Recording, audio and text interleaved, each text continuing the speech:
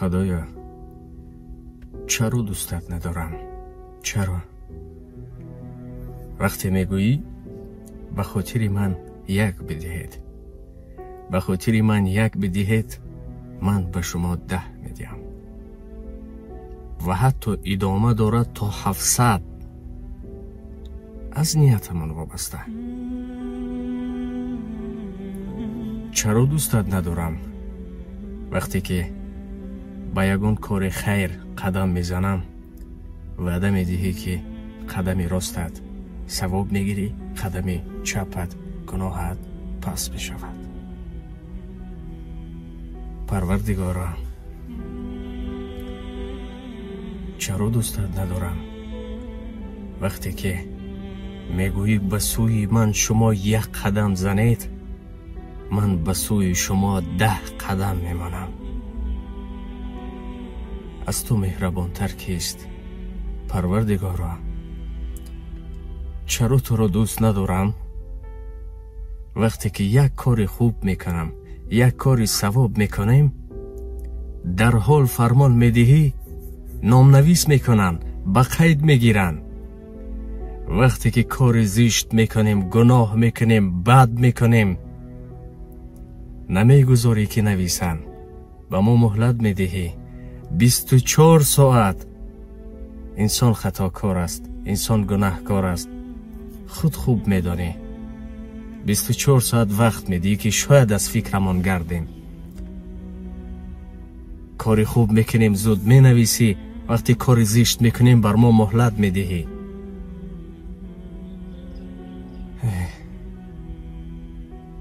پروردگارا اگر خصلت‌های تو را میگویند در دنیا چقدر درخت است همه قلم بشوند، در دنیا چقدر دریا هست، بحرها هست، آب است، همه رنگ شوند، خصلت‌های تو را بنویسیم کمی میکنن. پس ما چیکار میکنیم؟ برزم اینقدر مهربانیت چقدر در زندگی کارهای زشت میکنیم، چقدر عیب داریم. پروردگار ما را میبیند اما آشکارشون نمیکند.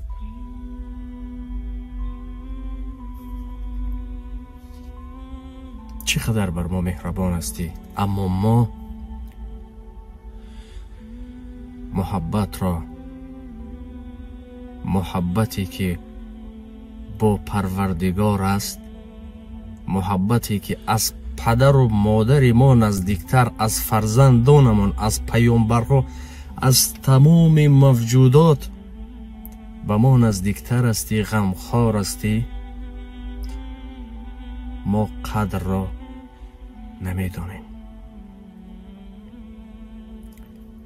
اگر در خانه هر یکی ما هر چیزی که از رزق روزی میابیم میداریم خانه، با کودک ها نه کم است اگر که 1 هفته و 2 هفته و 1 ماه گوییم، پس ما میتوانیم که در ذهن کودکانمان محبت پروردگار را جای کنیم. وقتی که نزدی یگان الاو آتش می رود یا پیچکه می رود، در حال چیز می داند یا هر چیزی که هست نزدیک نمی شود، چون ما آموختیمش، چون می داند. حتی کودکی که گپ زده نمی تواند، همین کودکای من نزدیک پیچکه رود چیز میگوید، نه کشول میکنی نمی رود، چون در ذهنش ما از خردی آموزانیدیم. اگر که ما دراریم هر چیزی که است، بچم انا این رزق را خدا به ما داد، بچم این پروردگار، هر چیز رو اگر که پروردگار را همراه کنیم، آیا هر چیزی که در روزگار کار میکنیم، پیدا میکنیم، از جانب پروردگار نیست؟ برای ما پروردگار نمیدهد؟ اگر ها باشد، پس ما خیانت کردیم یا نه؟ سوال پیدا شود که چگونه خیانت؟ رفت و پدر و مادر کودک دارن، میگن به فدراسیون روسیه میرویم، کودک رو گرفته برای برادر یا خواهر، عموما آدمانی نزدیکشان میگذارن، میگن برادرم یا خواهرم кӯдаки мо дар дасти ту истад, бар замми ин мо ҳар моҳ аз Россия ё аз ҳар куҷое набошад пул равон мекунем, тамоми харҷашро мекунем ва ҳатто барои ту ҳам. ӯ розӣ шуд. кӯдакамонро гузоштем барои бародармон, хоҳармон ё ҳар касе набошад. мо дар байн 3 сол набудем, 4 сол набудем.